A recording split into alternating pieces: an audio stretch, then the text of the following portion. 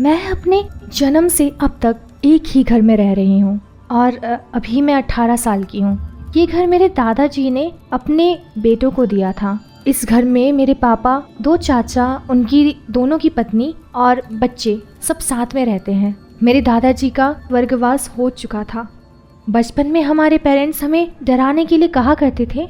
जब हमारे दादाजी ने ये घर खरीदा था उससे पहले एक पति पत्नी रहते थे और उनका कत्ल इसी घर में हुआ था। बाद में वो पति पत्नी भूत बनकर इसी घर में घूमने लगे। हाँ लकी, ये कहानी हमें छत और पानी की टंकी से दूर रखने के लिए सुनाई जाती थी। वैसे तो बहुत सी चीजें मेरे आसपास होती रहती है, लेकिन जब मैं 11 साल की हुई मेरी जिंदगी पूरी तरह से बदल गई। वैसे तो हमारे यहाँ सबके अलग अलग कमरे थे, लेकिन मैं और मेरी 2 बहनें एक ही कमरे में सोती थी।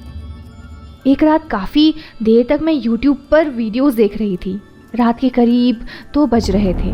मेरी बहन अपने बेड पर सो रही थी।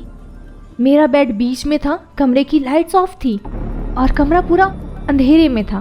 बस मोबाइल की हल्की रोशनी हो रही थी। अचानक मेरे घुटने पर किसी ने 3 बार थपकी दी। मैं डर कर उठ बैठी और कमरे में चारों ओर देखने लगी, लेकिन कहीं कोई नहीं था।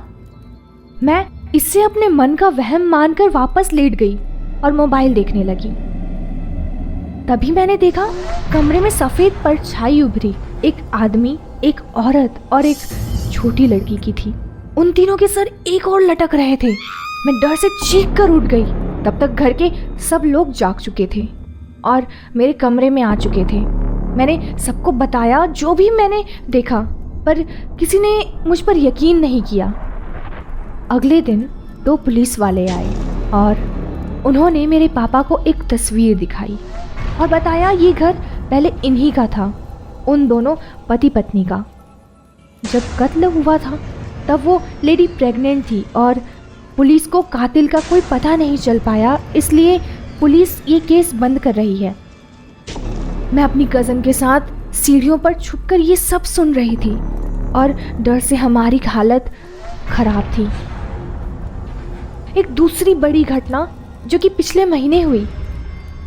मेरी माँ किचन में काम कर रही थी और वहीं बैठे उनसे उन्हीं दोनों मृत पति पत्नी के बारे में बात कर रही थी। तभी अचानक वहाँ रखी कांच की टेबल कई टुकड़ों में टूटकर बिखर गई। टेबल कैसे टूटी इसका जवाब हमारे पास नहीं है। मेरे घर में 18 लोग हैं और सबके साथ ये अजीब हादसे हुए हैं। हम अब भी उसी घर में रहते हैं। वो अजीब डरावने हादसे अब भी होते हैं, लेकिन कभी किसी के साथ कोई सीरियस बात नहीं हुई है।